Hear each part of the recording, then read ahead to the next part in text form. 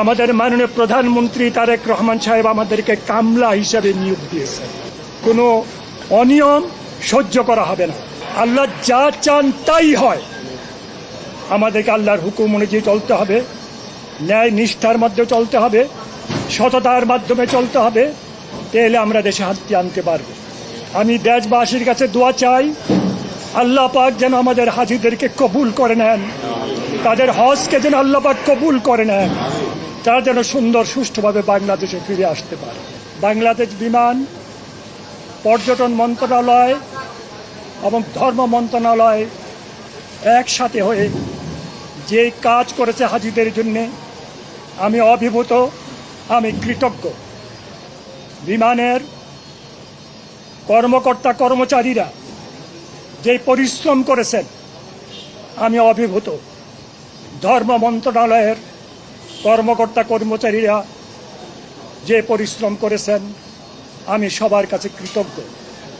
আমাদের সাংবাদিক ভাইয়েরা যে দায়িত্ব পালন করেছেন, এই জন্যে আমি ওনাদের কাছেও কৃতজ্ঞ। আমি দেশবাসীর কাছে দোয়া চাই, আল্লাহ পাক যেন আমাদের হাজিদেরকে কবুল করে নেন, তাদের হজকে যেন আল্লাহ পাক কবুল করে নেন, তারা যেন সুন্দর সুষ্ঠুভাবে বাংলাদেশে ফিরে আসতে পারে। আর আমাদের স্বাস্থ্য মন্ত্রণালয় যে ভূমিকা রেখেছেন, মাননীয় মন্ত্রী মহোদয় আসছেন, আমরা তাদের কাছেও কৃতজ্ঞ। সব কিছুর মালিক তো আল্লাহ, আল্লাহ যা চান তাই হয়।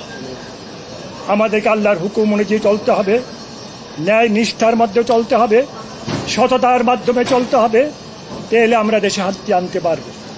বিশেষ করে আমাদের মাননীয় প্রধানমন্ত্রী তারেক রহমান সাহেব আজকে এই ফ্লাইটের উদ্বোধনী ঘোষণা করেছেন।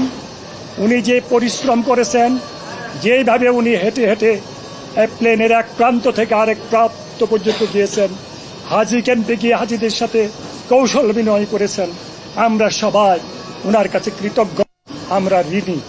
আল্লাহ ওনাকে নেখায়াত দান করুক, আল্লাহ ওনার জিম্মাদার আল্লাহ পাক হয়ে যাক, ওনার জান মাল ইজ্জতের হেফাজত আল্লাহ পাক করুক। আমি আপনাদেরকে এতটুকু কথা দিতে পারি, আমাদের মাননীয় প্রধানমন্ত্রী তারেক রহমান সাহেব আমাদেরকে কামলা হিসাবে নিয়োগ দিয়েছেন। হজের উন্নয়নের জন্য যা প্রয়োজন তাই করা হবে। কোনো অন্যায়, কোনো অনিয়ম সহ্য করা হবে না।